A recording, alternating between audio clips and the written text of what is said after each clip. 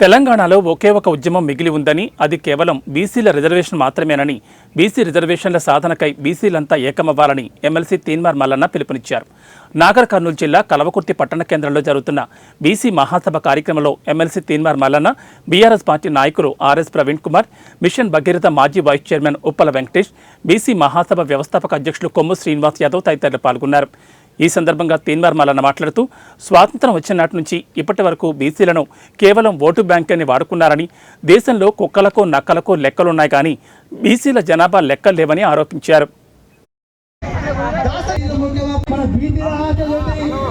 స్థానిక సంస్థల్లో 42% రిజర్వేషన్ పూర్తి చేసుకున్న తర్వాతనే వారి ముందు మనం తట్టుకోలేం కాబట్టి మనోళ్ళే ఉన్నట్టయితే ఒకవేళ మనోళ్ళే ప్రతి పార్టీలో పోటీ చేసినా కానీ ఈ వేదిక మీద చెప్తా ఉన్నా 42% రిజర్వేషన్ బీసీలకు అలాగే కులగణన చేయించేటువంటి బాధ్యత ఈ తెలంగాణ రాష్ట్రంలో కాంగ్రెస్ పార్టీ తరఫున తీన్మార్ మల్లన్నది. ఇది హామీ ఇవ్వడానికి వచ్చిన అనుకో దయచేసి.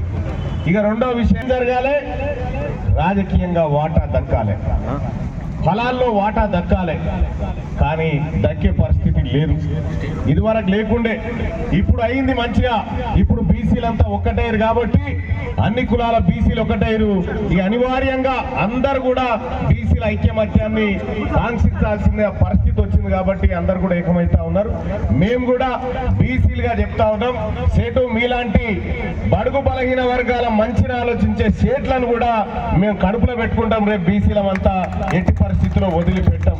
ఇంకా వీళ్ళే కాదు, పేద 40 మంది ఉంటే మనకి 27 గిలాసులు పెడతారట. సరిపోతుందా? ఇది మోసమే కదా. మరి మన పావు షేర్ మనకు రావాలంటే ఏం చేయాలి? మనమంతా బీసీలమంతా కూడా రేపు మన ఓట్లు మనం వేసుకోవాలి. మన ఓట్లు మనం వేసుకొని మనం ముందుకు పోతే తప్ప మన బతుకులు మారాయి.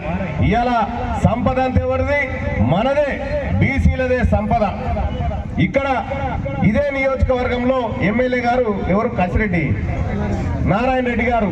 ఆయనకు విద్యా సంస్థలు విపరీతంగా ఉన్నాయి. విద్యా సంస్థలు ఉన్నాయా లేవా? ఆ విద్యా సంస్థలలో చదివేటువంటి పిల్లలు ఎవరు? మన పిల్లలే.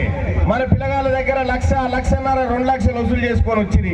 కసిరెడ్డి నారాయణ రెడ్డి గారు అందరు కూర్చొని చెప్తా ఉన్నా నేను. వసూలు చేసుకొని వచ్చి ఆడ నీ కొడుకు ఫీజు 1,00,000 వసూలు చేసి